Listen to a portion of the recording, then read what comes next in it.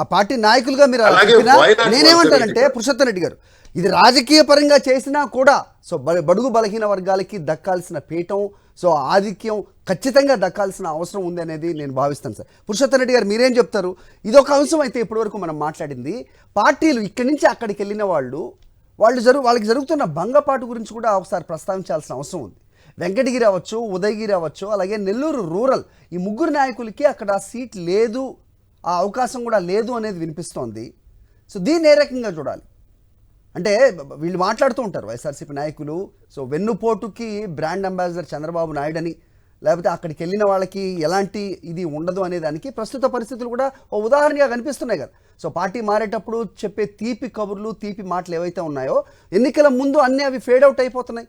ఆనం రామనారాయణ రెడ్డి అవ్వచ్చు, లేకపోతే కోటరెడ్డి శ్రీధర్ రెడ్డి అవ్వచ్చు, మేకపాటి చంద్రశేఖర్ అవ్వచ్చు, వీళ్ళందరికీ సీట్లు లేవు అనే తేటతెల్లం అయిపోయింది.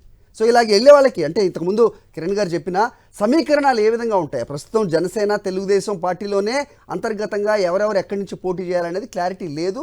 సో ఇది ఎన్నికలు దగ్గర పడుతున్న కొద్దీ ఇది ఎక్కువయ్యే సమస్య కనిపిస్తోంది. ఈ నాయకులు ఏ రకంగా చూడాల్సిన అవసరం ఉంది మొత్తం సమీకరణ సిచ్యువేషన్? ఈ ప్రశ్నలో రెండు అంశాలు ఉన్నాయి. బీసీలకు ప్రయారిటీ ఇవ్వడంలో కానీ, బడుగు బలహీన వర్గాలకు జగన్మోహన్ రెడ్డి గారు ప్రయారిటీ ఇవ్వడంలో రాజకీయ కోణం, సామాజిక కోణం రెండూ కనపడతాయి.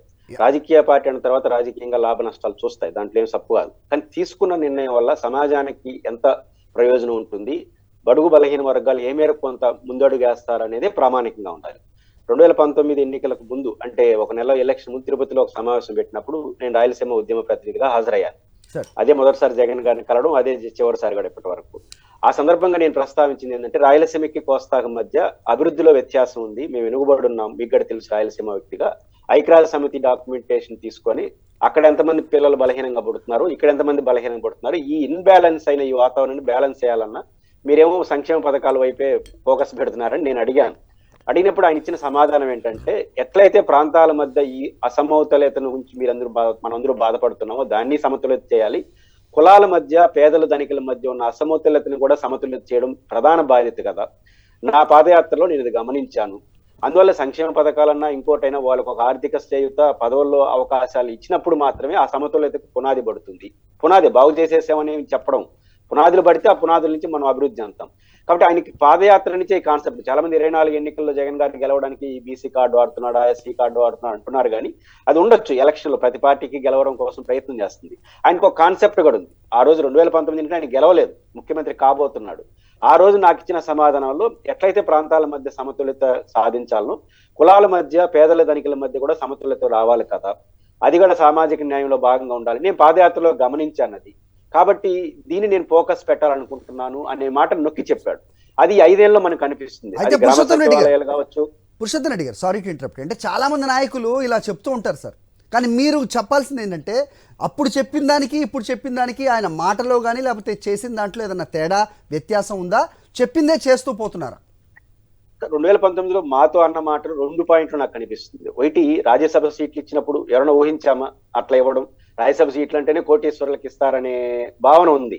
అలాంటి చోట్ల 2 రాజ్యసభ సభ్యులు ఇవ్వడం, ఒకేసారి ఇవ్వడం. రెండో అంశం, ఎమ్మెల్యేలుగా, ఎంపీలుగా అవకాశం ఇవ్వడం కాదు, మీరు పరిపాలనలో ప్రాధాన్యత చూడండి.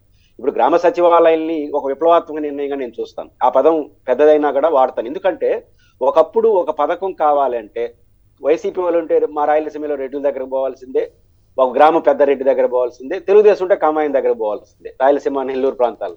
అలాంటిది ఈరోజు ప్రభుత్వ వ్యవస్థే ఆ పేదవాడింటికి పోయి నీకు ఫలానా పథకం వస్తుందని చెప్పడం అనేది వాడికి ఆత్మగౌరవం. వాడికి ఇచ్చేది 1000 రూపాయలు కావచ్చు, 2000 కావచ్చు, 3000 కావచ్చు.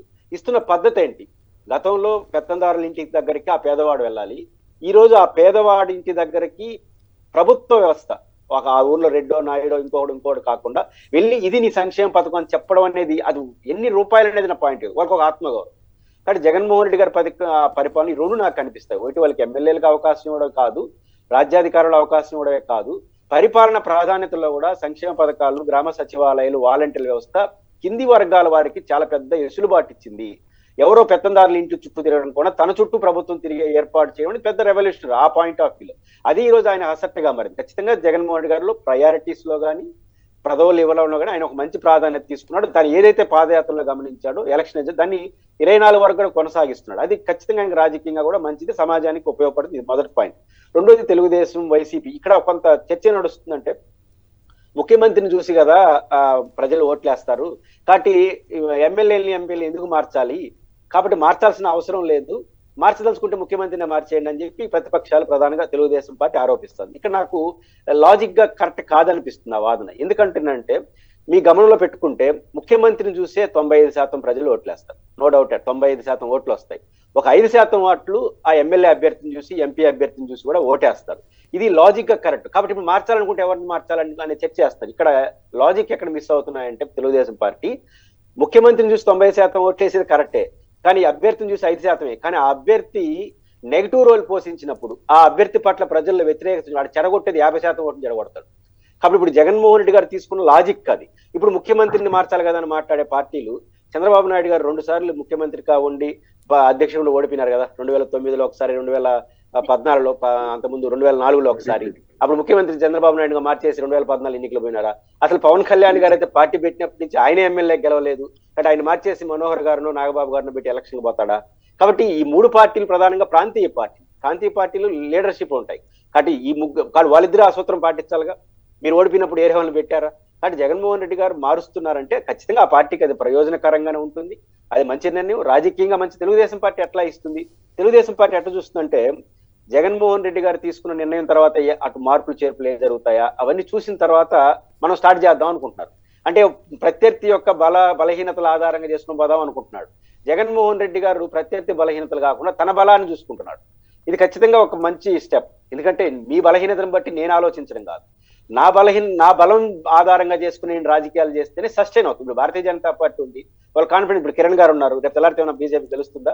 ఆయన పుట్టినప్పటి నుంచి బీజేపీ అక్కడిది అసెట్. బీజేపీ ఈ రోజు దేశంలో సస్టైన్ పొలిటికల్ లీడర్గా ఎదిగిందంటే వాళ్ళు తాత్కాలిక ప్రయోజనాలు చూడలేదు. ఏ రోజుకన్నా మనం దేశాన్ని కొట్టాలనుకున్నారు, కొట్టినారు. ఆంధ్రప్రదేశ్ లో కొట్టాలనుకుంటే కొడతారు ఒక రోజుకి.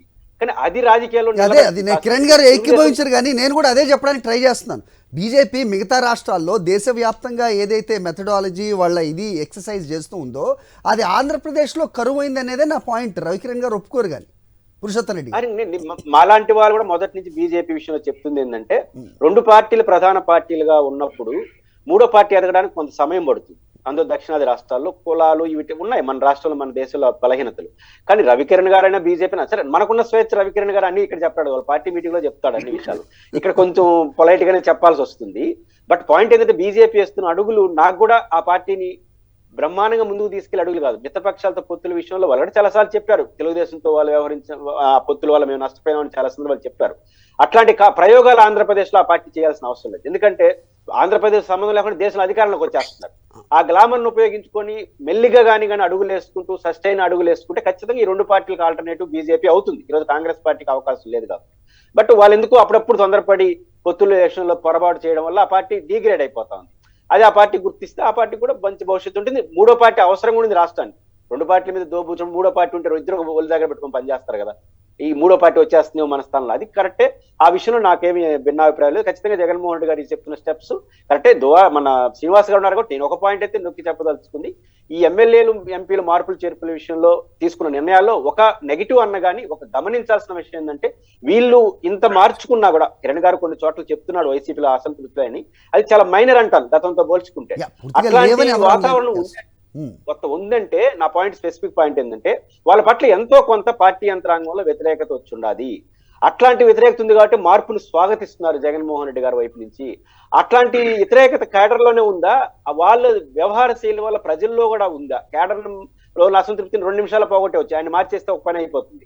కానీ ప్రజల్లో కూడా వచ్చింది అనుకోండి, దాన్ని జగన్ గారు గ్రాస్ రూట్ లెవెల్లోకి వచ్చి మార్పు చేసుకుంటే బాగుంటుంది. కాబట్టి వైసీపీ కేడర్ యొక్క స్లోగన్ ఏంటంటే అభ్యర్థుల్ని మార్చాలి, జగన్ గారు మారి మా దగ్గరకు రావాలని కోరుకుంటున్నారు. ఆ మార్పు కూడా వైసీపీ నుంచి వస్తే బెస్ట్ ఫలితాలు వస్తాయని నేను అనుకుంటున్నాను.